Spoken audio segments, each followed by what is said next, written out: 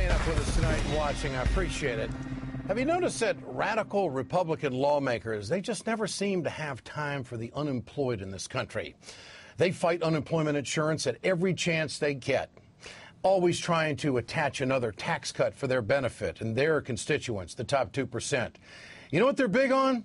They're big on private-public partnerships, because if they can make money on the deal, they have, big ideas like selling off prisons, liquor licenses, and reducing financial commitments. It's always good to nail public education. The Republicans are really good at that. They do a great job of it, and they love doing it, it seems like. And Republicans, to me, at least never seem to have any ideas or ask, what could we do with 15 million unemployed Americans? Isn't there some private-public partnership that we could come up with, that we could create or invent or invest in? Aren't people worth anything anymore? Don't we have enough entrepreneurs in this country that would say, hey, you know what? There's 15 million Americans out there. There's got to be somebody out there that we can make a dollar on.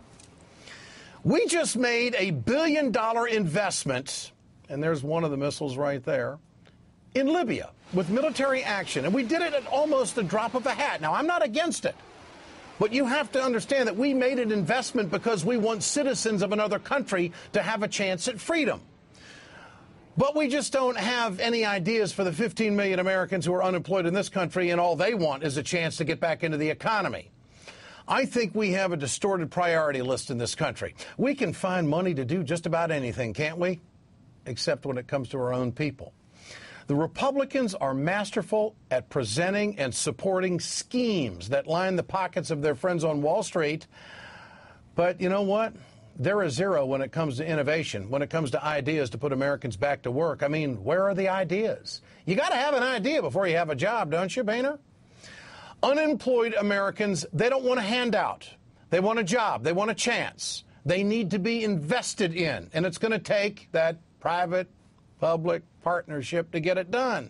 That's what they need, one of those, Barbara Lee of California and Bobby Scott of Virginia, a couple of Democrats, are banging at the door of the Republican leadership, and Boehner and Cantor are saying, all right, we'll meet with you in a few weeks about long-term unemployment. And, of course, anything and everything is going to have to be tied to a tax cut or to a budget cut to make room for whatever the Democrats want to do. Representatives Lee and Scott, you see, what they want to do is they want to extend 99er benefits for 14 weeks, and it would cost $16 billion. It's well intended, but that's not the story. We know that there is suffering out there with the unemployed, but this is, in my opinion, the story. Those guys right there. The Republicans have the power in the House. They aren't creating jobs. They don't have a plan. And the Democrats need to put Boehner, this guy, on the defensive. They have to take responsibility for this power that they have. They have to come up with some private-public partnerships or something other than a tax cut. They can't, and they won't. The American people are wondering, where are the jobs? American families and small businesses are struggling. They've seen this economic stimulus package pass, but they're asking the question, where are the jobs? I've been asking the questions over the last 3 or 4 months. Where are the jobs? The American people are asking the question, where are the jobs? The American people are still asking the question, where are the jobs? Yeah. Where are the jobs, Mr. Boehner? This man is Speaker of the House. He has the exact same power that Nancy Pelosi had.